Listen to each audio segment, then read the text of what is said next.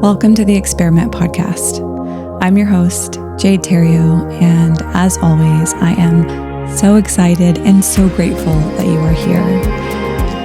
I was thinking about it the other day, and I pretty much made a vow to myself that working on this podcast and this movement, if you want to call it that, I don't really know what it is. It's just kind of an unraveling, that I would celebrate all of the victories, even the ones that seem so small.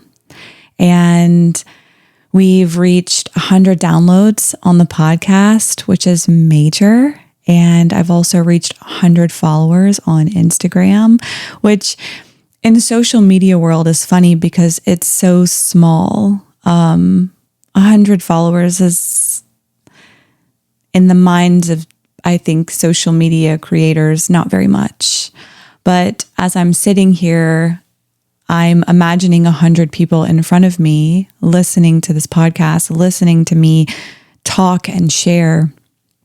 And 100 people is a lot. Sitting in front of an audience of 100 is major. And so I just want to thank everyone who shows up here every week, or if you're new, who is showing up here today and walking this path with me. And yeah, thank you. This is amazing. And I feel so inspired and so passionate about this journey. And I'm just grateful, like belly full, grateful to be here. This feels very much like it is aligned with my highest potential and my purpose. And it's also, as I mentioned in a previous episode, a major edge for me. Like there's this duality of it that I have been hiding myself for as long as I can remember. And I meant to step into this space, but I'm scared. I'm scared to be rejected. I'm scared to be judged. I'm scared to be seen. But here I am, doing it anyway, showing up each week and putting my best foot forward, being vulnerable, sharing this very real, active, alive journey with a lot of total strangers on the internet. So here we are, and we're doing it. We're doing it together. So I'm grateful that you're here, all 100 of you. That's the number it was the last time I looked at it. Thank you for showing up. Thank you for walking this path with me. And I cannot wait to see where we go from here. In episode 3, we talked about misalignment. We really got to the core of it. We talked about what it is, what it looks like, how it shows up in your life, and some very tangible things that we can start to do to shake up that misalignment. And one of the first and most critical steps of being in misalignment and attempting to get out of that is the simplest yet hardest to do thing, which is literally being honest with ourselves first. And I've been thinking about this a lot, and I'm in my own life, I'm starting to take more ownership of when I might be performing or betraying myself or just not being totally honest, and when I'm not standing in my integrity. And it's really interesting how quickly things start to shift when you reclaim your integrity. It's not always going to be a total unraveling and a breaking and a tower. Sometimes it is slow, but I think truth is one of those energies that when we embody it, and when we do embody integrity, it shakes everything up, and we step into a place where we have started awakening. And when you're awake and when you see the truth, you can't unsee it. It becomes a lot harder to avoid and ignore and deny. But this space, once we start embodying that truth, is scary. And sometimes for many of us, it is very, very dark. And not many people know what to do here. We talked about the misalignment. We are starting to acknowledge those misalignments and admitting the truth to ourselves. We're dropping the masks, stopping the performance, and saying, okay, here's my truth. But when we step here, when we step into this space, we are truly in an in-between. And in between the person who we've outgrown and the version of ourselves we have not totally embodied and stepped into quite yet. And I think this place, this in-between, is where many of us, including myself, start to panic. The panic leads to a need for control and action and fixing things. And we don't know and we don't allow ourselves to sit here and to truly just sit in the quiet. A lot of us don't know how. It's uncomfortable and it's awkward and it hurts. But it's here especially that we are being called to stop moving, to stop running, to stop planning, to stop performing, to stop forcing and fixing. It is in this moment, after we've identified the misalignments and admitted the truth, that we have to take a moment to breathe, to stop, and to surrender. This episode is all about surrender. And in the same way we talked about misalignment and alignment, I am going to share my understanding and interpretation of surrender and how to embody it, how to truly sit here in this gap. Surrender is a space where we might not have all of the answers. We might not know the next step. I think most times surrender is when we don't have the plan, we don't have the how or the what. We just know that what was cannot continue, but we don't know what is yet to be. This is so important because the core undercurrent of everything I'm teaching and what this podcast is about is truly living a life of purpose, alignment, and embodying our highest potential. But we cannot do that without first learning the skill of surrender. In this gap, we don't need a plan. We need surrender. And the physical expression of surrender is nervous system regulation. And we need nervous system regulation because we cannot truly embody our highest potential if our bodies, our physical bodies, are in a state of threat. We physically cannot access the purpose and the alignment if our bodies are in survival mode. The importance of surrender and nervous system regulation is if we're dysregulated, even our most aligned path will feel wrong or too risky or unsafe. Your nervous system is the bridge between your spiritual knowing and your human capacity to embody your highest potential.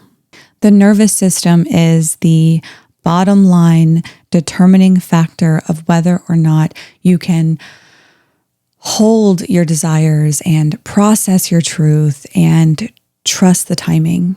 That's why you can in your mind logically know what you want, but still behave in ways that are self-sabotaging or delaying or contradictory to your highest alignment and your purpose. Nervous system dysregulation is the backbone of that. The nervous system does not care about our vision board. It doesn't care about the psychic downloads we get. It doesn't care about what we want. The nervous system is a threat detector, and all it cares about is, are we safe? And if we're dysregulated, the answer to the "am I safe" question is no, we are not safe.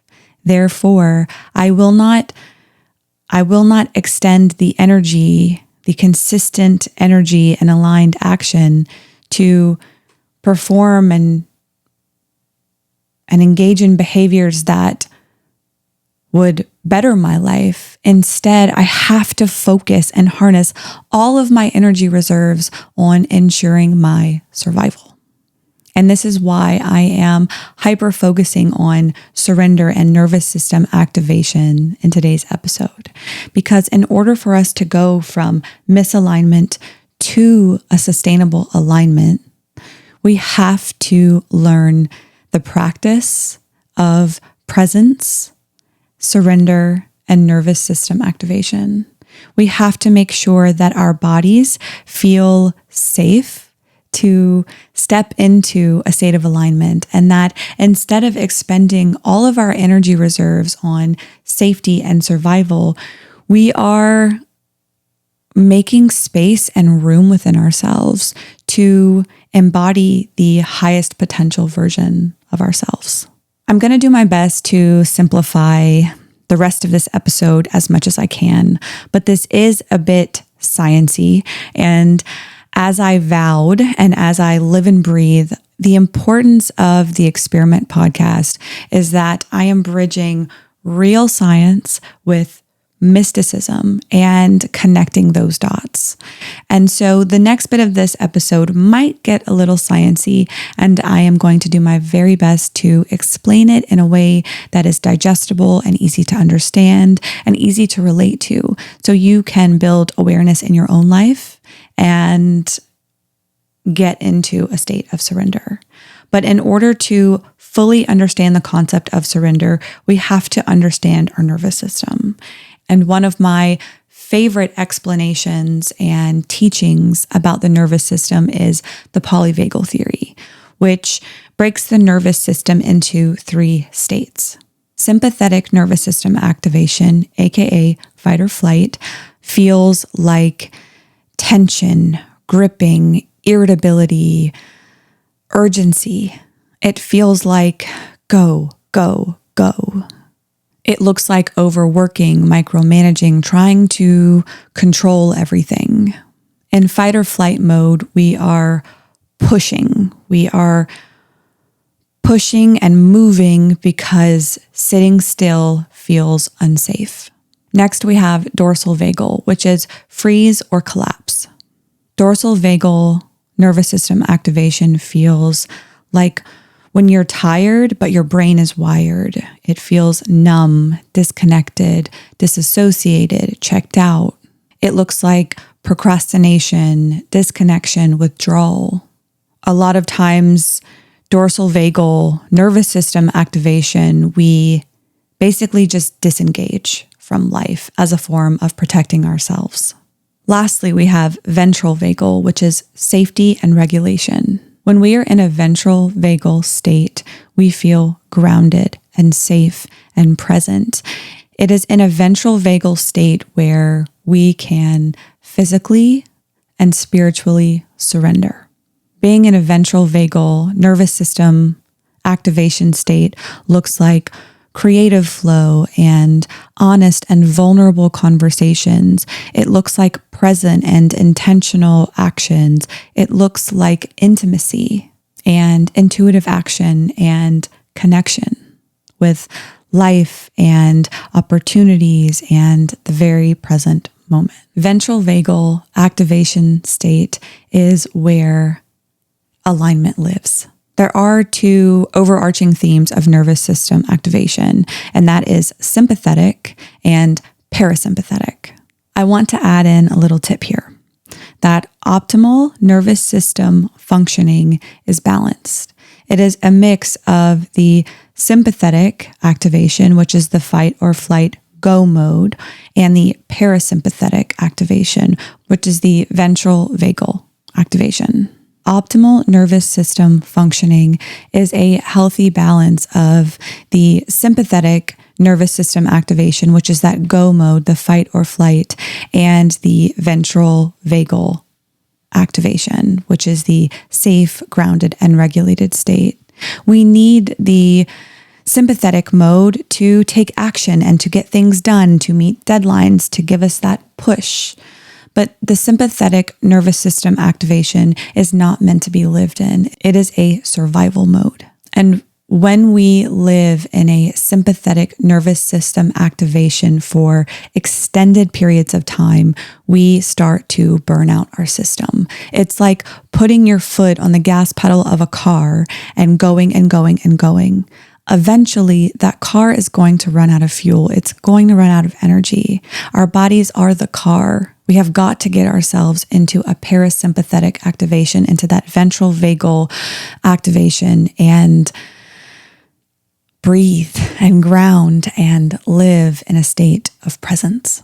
Now, before we continue with strictly nervous system talk, I want to bridge in the mystical here. In mysticism, surrender is the place, it's the void between timelines. It's where the ego is finally starting to dissolve and a new frequency is born. In this framework, your nervous system and surrender are the gatekeepers for us being able to embody our next level. We have got to cross this threshold and step into this space before we can actually up level and step deeper and truer into alignment. If you suspect that your nervous system is blocking alignment, here are a few signs. 1, you keep getting stuck in cycles you thought you healed. 2, you know the next step. You feel the next step, but for some reason, you can't take it. 3, you feel paralyzed by too many options or no options at all. 4, you intellectualize your emotions instead of feeling them, processing them, and letting them pass through your body. 5, you crave clarity, but it never feels like the right time. If any of that resonates, this means your nervous system is blocking you from fully embodying your alignment. And this is where I encourage you to get curious and start integrating nervous system regulation techniques into your day-to-day. And if you can't do it day-to-day, totally fine. We need to start integrating it into our life at whatever consistent frequency we can. Like I said earlier, if we are dysregulated, our bodies cannot hold space for the energy of surrender. Surrender is truly our bodies energetically opening up, and our bodies will not open physically or energetically if we are threatened. If you've lived in a state of perfectionism, performance, or control, surrender is going to feel dangerous. The nervous system truly and deeply need signals of safety in order to receive and to open up. The nervous system needs signals of safety before it can allow the unknown. That's why surrender is not the art of letting go. It's the art of nervous system regulation. So, little recap. We understand that surrender is the next step after we admit truth to ourselves. We understand that we cannot embody surrender, this necessary threshold for alignment, until we are in a safe and regulated parasympathetic nervous system activation. For those of you who maybe are like me, who live in a dysregulated state and are trying to integrate and want to integrate more practices, now that we understand misalignment and we understand that truth is the first action we can take to get out of misalignment and start taking steps toward alignment. And we understand that from truth, we must surrender, and surrender is the threshold that we have to sit in, we have to cross to get to alignment. And we understand that surrender is nervous system regulation. Surrender is not weakness. Surrender is not just letting it go. Surrender is a tangible thing. It is a tangible, physical, somatic expression.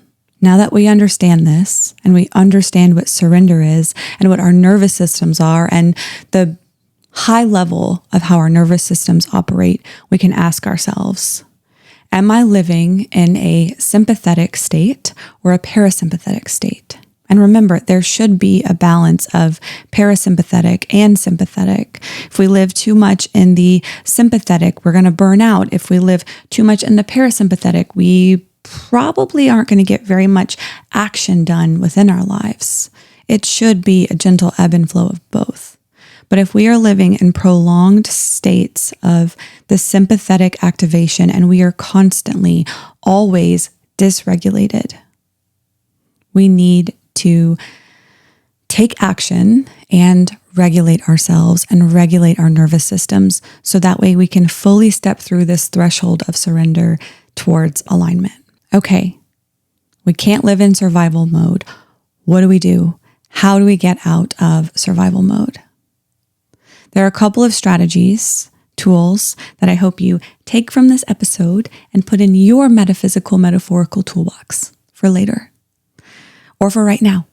Number one is a somatic therapy tool called orienting.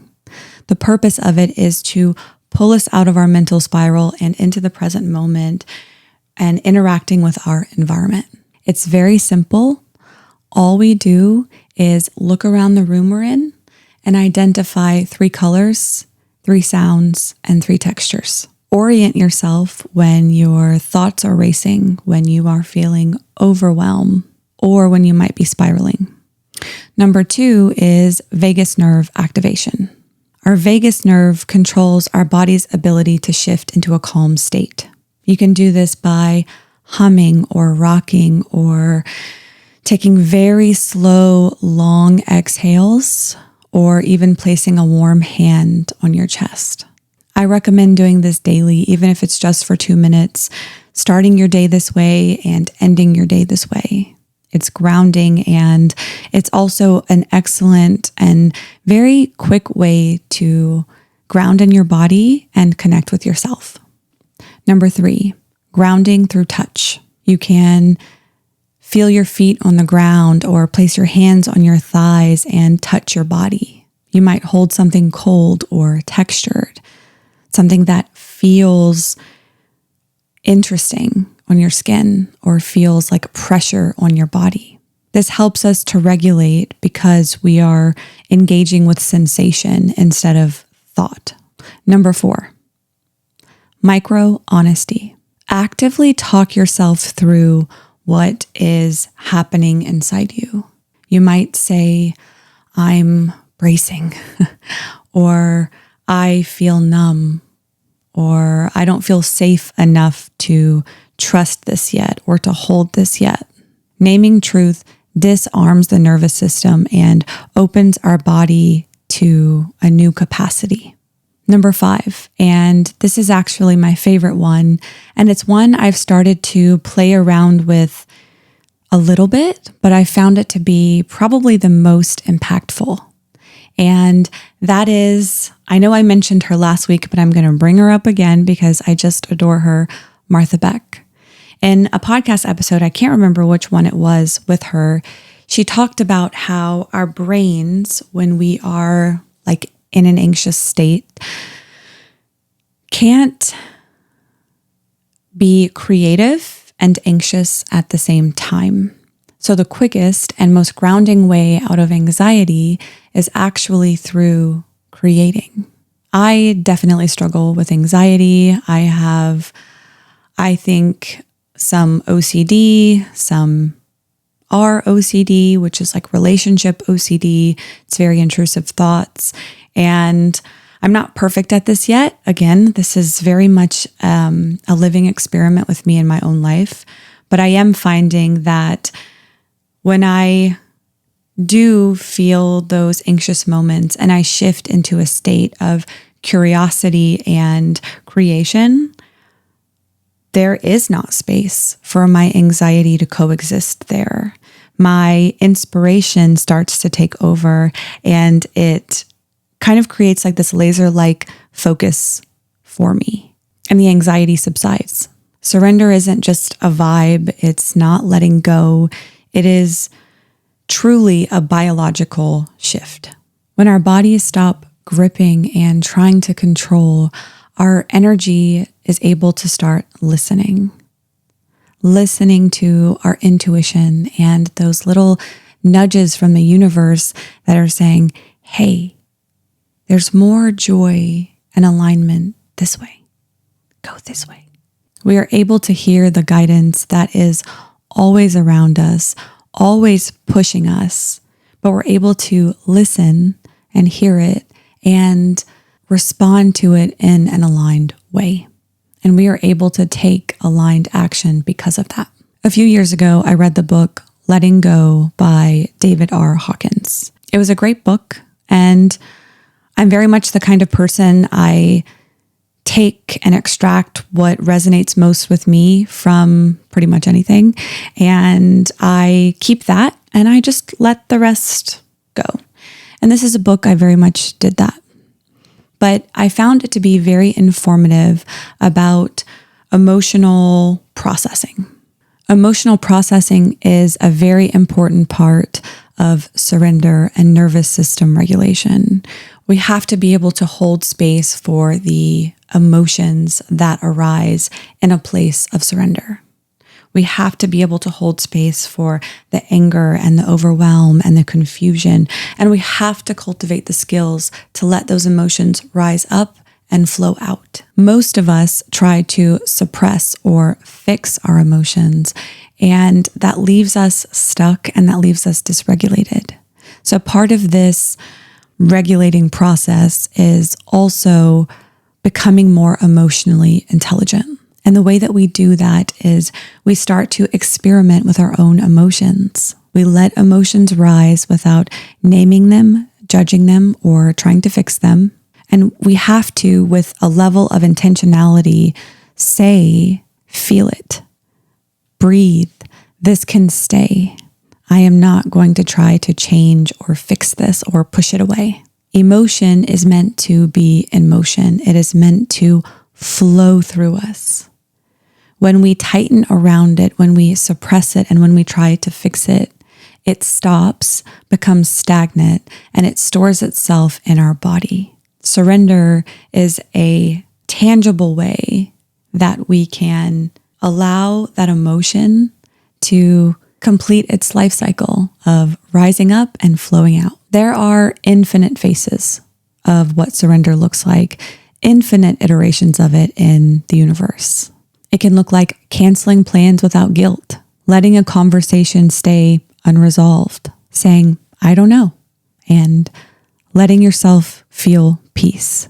It can be you crying in the car and not assigning meaning to it. It can be you stopping, taking a breath, taking a break from trying to manifest and control the will of the universe, and instead allowing the universe to step in, drive the car, take your foot off the pedal, and surprise you. If you want to start integrating this more into your life, there are a couple of very small habit stacking things that you can do. One thing you can do to keep in your toolbox is the 4-7-8 breath. You inhale for 4, hold for 7, exhale for 8. Doing this about 4 times will help your nervous system get regulated and you back into a surrendered state. Another one is a very simple mantra, which is let it stay. When you're feeling any type of emotion, whether it's joy or sadness or anger or rage, acknowledge it and become mindful of it. Invite it in, look it in the eyes and say, this can stay. I don't need to change this feeling. Give your system space to process emotion without interference. Another way we can start habit stacking and integrating strategies within our lives is by letting things be incomplete. This is something I very much struggle with, but I'm doing my best on. This looks like not finishing a task if you don't have the capacity, not pushing yourself too hard through it. This looks like maybe not responding to a text message or phone call if you just don't have it in you. By letting loops stay open in a mindful and intentional way, we are building tolerance for uncertainty, which is the root of surrender. When you start to surrender naturally and organically, you stop forcing alignment and instead you start allowing it. Your body becomes a safe space for your intuition to land. You stop gripping timelines and start receiving insight. You stop performing and start listening. You come back into coherence, not just emotionally, but also energetically. And from this place, from a place of surrender, your life starts to unfold. Surrender is where the magic lives. Surrender is the uncertainty and the unknown and an okayness with that. It is a trust and a safety in that space. The version of you who trusts herself and trusts the universe will not be accessed through more effort or more pushing. She's accessed when you regulate and when you soften and when you stop gripping. Surrender is not what happens when you've got it all figured out. Surrender is what allows a higher frequency to be embodied and integrated. Your body is the temple and your nervous system is the threshold into that temple. And the life you're meant for starts the moment you acknowledge all that you have outgrown and all that you are maybe not quite sure of. It is the moment you accept and agree and intentionally choose to live in a space of co-creation and surrender. Surrender is an infinite tap, and it's this place that I hope you return to over and over again. I hope it's a place you choose to step into and say, I'm okay. I'm safe here. I have lived a beautiful life and I have come so far and learned so many valuable, wonderful lessons. But I know that crossing this threshold means I am accessing something truer and yummier and bigger and more magical and greater than I can probably fathom. I hope you take the nuggets of this episode and truly start integrating them into your life. And I hope and pray for that, not just because I truly believe in the urgency and importance of living our purpose and honoring our boundaries and embodying our highest potential, but because regulating our nervous systems is just human 101. It is the connection to joy. We cannot feel sustained joy and peace without a regulated nervous system.